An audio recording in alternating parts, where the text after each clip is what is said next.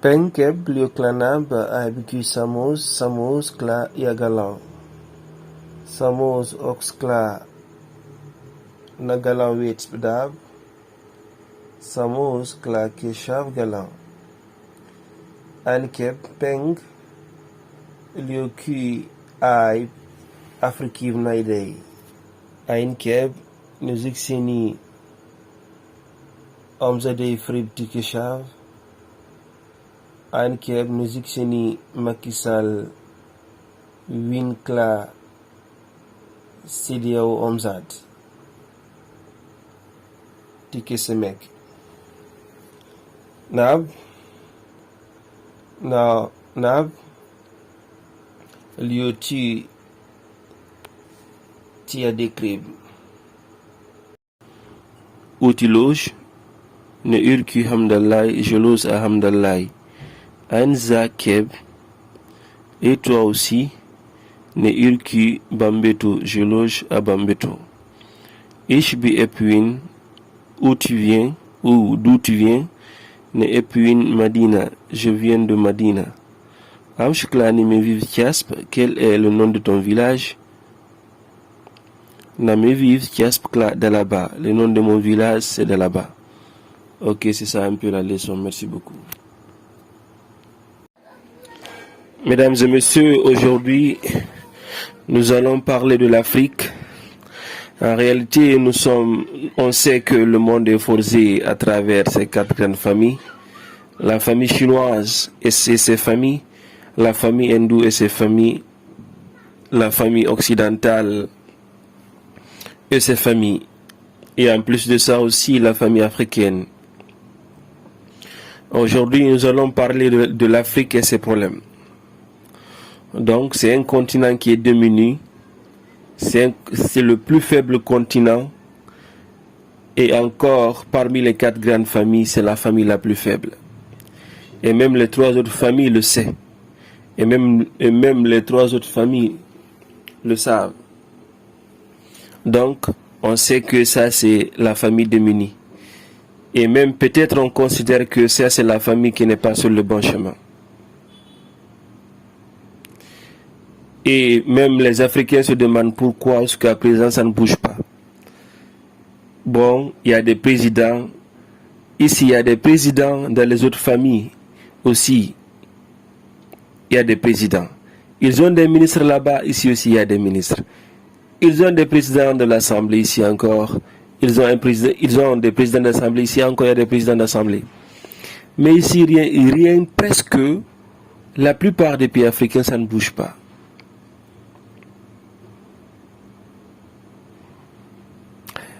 Ok, maintenant, aujourd'hui, nous sommes là pour vous parler de ça, comment remédier à ces problèmes.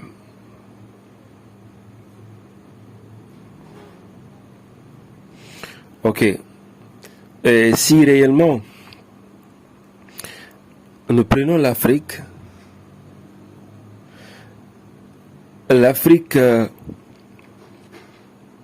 suit le rythme des pays puissants concernant les autres familles du monde. Il suit les rythmes. Non seulement ils n'ont pas le même âge de développement. L'Afrique et les autres familles sont tout à fait différents. Ils sont différemment différents de ça.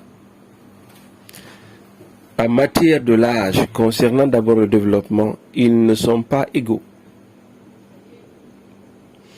En matière technique, on ne peut pas les égaler. En matière de connaissances, on ne peut pas les égaler. Donc maintenant, qu'est-ce qu'il faut faire pour l'Afrique? Et encore ce que je suis en train d'avancer, si réellement notre père, Adam et Ève, existait, il allait dire merci petit-fils. Il allait me remercier. Donc les autres frères du monde, c'est des frères à ne pas en vouloir et à ne pas aussi envier. Et aussi, ce sont des frères de sang. Et en plus de ça, ils ont hérité de leurs ancêtres. Les inventions qui sont là, les avions et les bateaux, ce n'est pas ceux qui sont là qui l'ont fait. Ce sont leurs ancêtres qui l'ont fait. Et l'Afrique aussi a eu beaucoup d'aïeux, a eu beaucoup d'ancêtres. C'est vrai, ils ont laissé des choses, mais bien que ça aussi, l'Afrique est dans le besoin. Maintenant, comment remédier à ça un peu?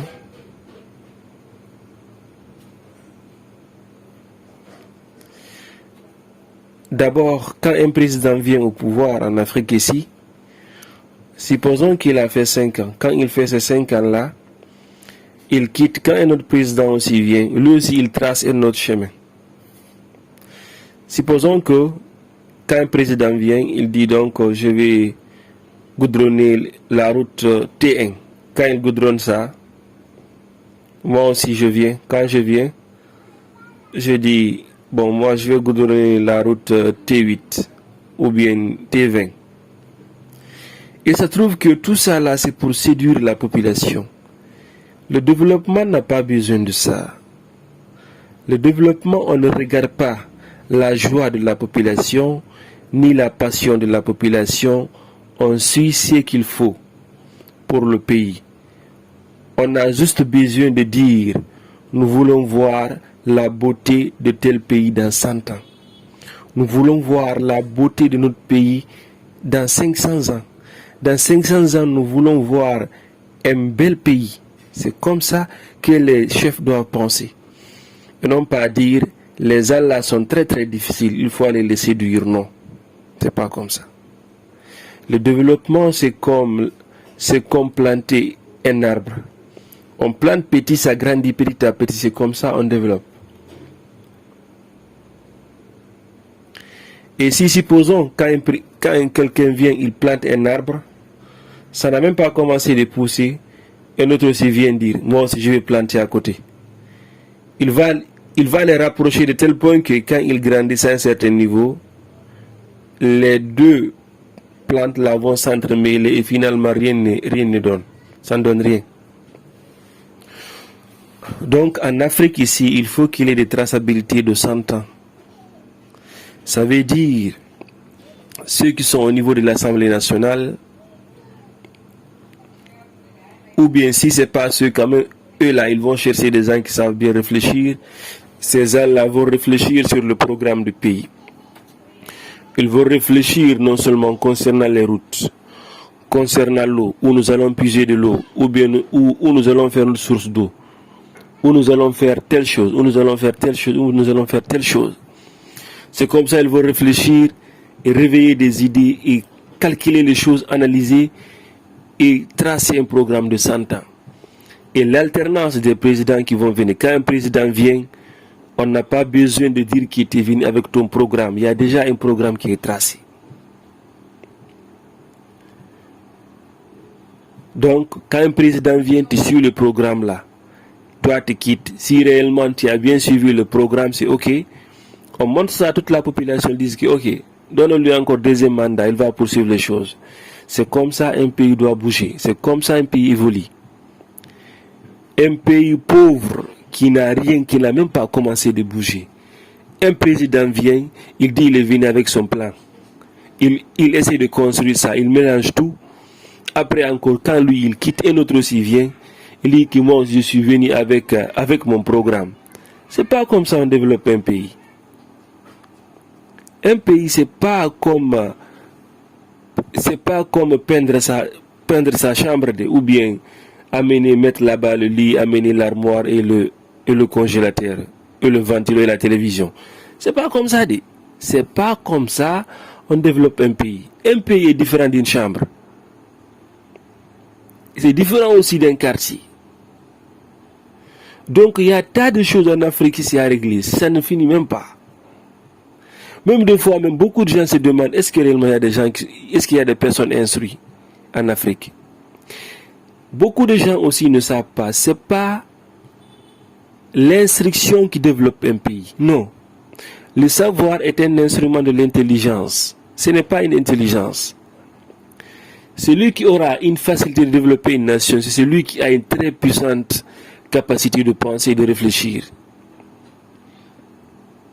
C'est pour cela les gens qui doivent réfléchir pour décoller le pays, c'est des gens, ce qu'on appelle, qui ont une très très grande capacité de penser.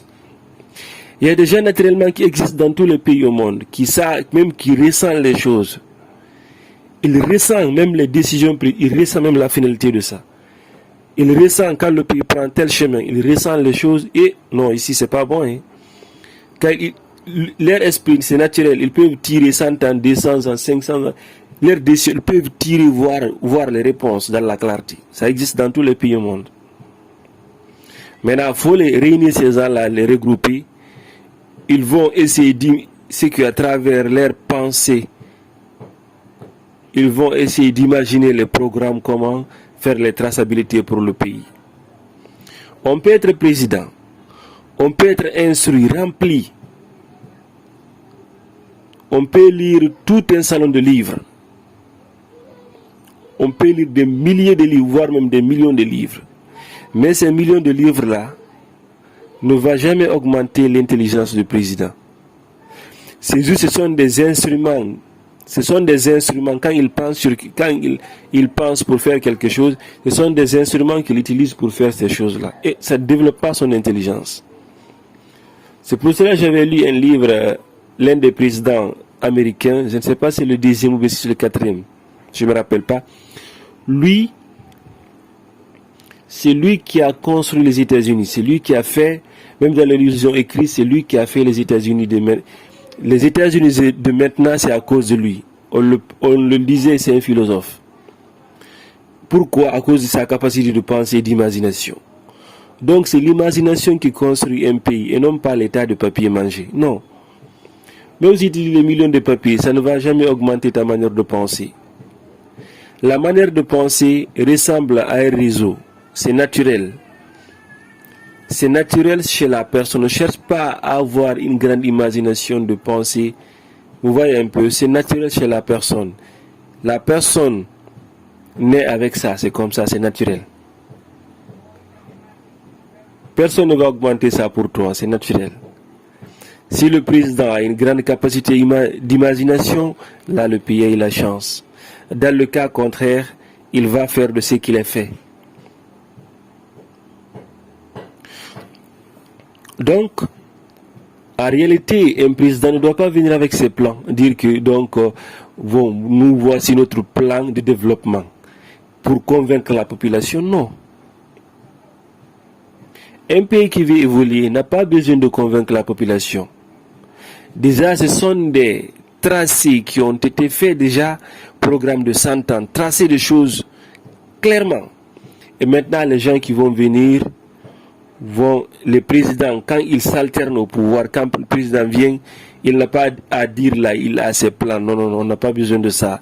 Il vient, il exécute le programme qui a été tracé. Là, le pays ne va pas vaciller. Là, le pays est ordonné.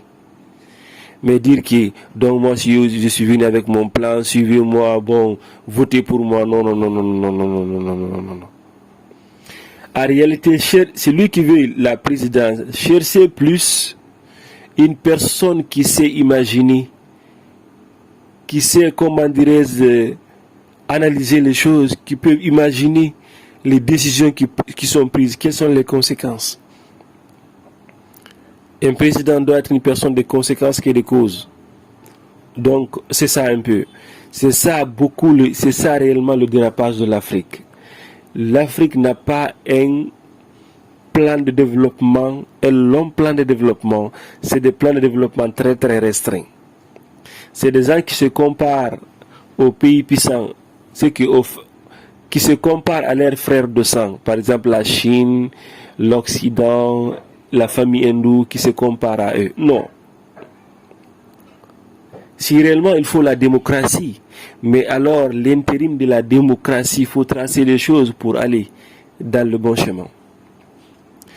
Les familles qui sont développées, prenons réellement la famille occidentale comme c'est la famille qui parle et même qui a rêvé ce qu'on appelle la démocratie. Prenons l'exemple sur eux. Tout ce qu'ils parlent, regardez, c'est des gens qui ne parlent pas de route. Tous leurs discours, il n'y a pas de route. Tout ce qu'ils parlent, c'est l'économie. Maintenant, quand leur président, quand quelqu'un vient pour la présidence, il séduit les gens pour l'économie. Juste pour l'économie. Maintenant, contrairement en Afrique ici, un continent encore vierge, presque rien n'est fait. Est-ce que vous pouvez vous comparer à cela? C'est pas possible. Ça, c'est pas intelligent de penser comme ça, non? Donc, tout pays africain qui veut réellement se développer et bouger, aller sur le droit chemin, voici ce que j'ai dit. Si on ne veut pas rater et aller dans le bon sens, il faut des traçabilités de 100 ans, minimum, ça c'est minimum.